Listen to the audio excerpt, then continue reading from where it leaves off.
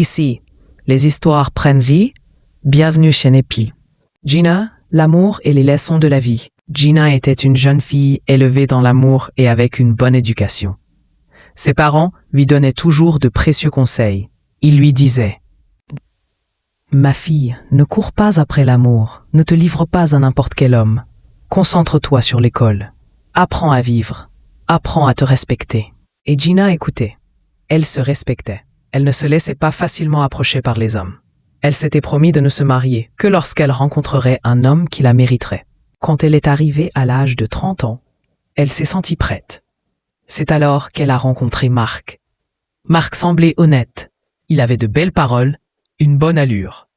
Il disait souvent à Gina « Je ne suis pas comme les autres hommes. Tu es la femme de mes rêves. » Gina a cru en lui. Elle lui a donné son cœur. Mais une fois mariée, tout a changé. Marc a montré son vrai visage. Il a commencé à fréquenter d'autres femmes.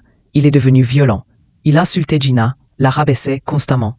« Tu ne sers à rien. Tu n'es même pas capable de rendre un homme heureux. Regarde-toi. Tu parles toujours de Dieu, mais tu ne peux même pas garder ton mari. Je ne t'ai jamais aimé. C'est par pitié que je suis restée avec toi.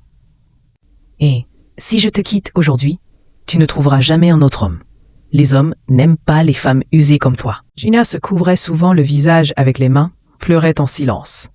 Mais elle ne lui répondait jamais avec méchanceté. Elle préférait prier. Un jour, après une dispute violente, où Marc l'a insulté et frappé, il est parti boire. Ivre, il a couché avec la femme d'un criminel du quartier. Quelques semaines plus tard, Marc est tombé gravement malade. Sa vie était en danger. Et malgré toute la douleur que Gina portait dans son cœur, elle ne lui a pas tourné le dos.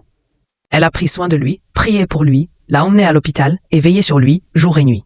Une fois guéri, Marc ne lui a même pas dit merci.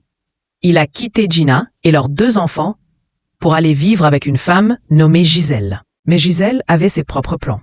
En 2 mois, elle a vidé tous les comptes de Marc, l'a chassé, le laissant dans les dettes, la faim et la honte. C'est ainsi que Marc est revenu, a frappé à la porte de Gina, à genoux, en lui demandant pardon. « Gina, pardonne-moi, je n'ai jamais rencontré une femme comme toi. S'il te plaît, reprends-moi. » Gina l'a regardé calmement et lui a dit « Marc, je te pardonne, mais cela ne veut pas dire que je dois revivre avec toi. Tu as brisé mon cœur, tu es mort entre mes bras, et c'est moi qui t'ai relevé. Mais tu m'as trahi à nouveau. Ce n'est plus pour moi. J'ai mes enfants à protéger. Je choisis la paix, je me choisis moi. » C'est ainsi que Gina a divorcé de Marc.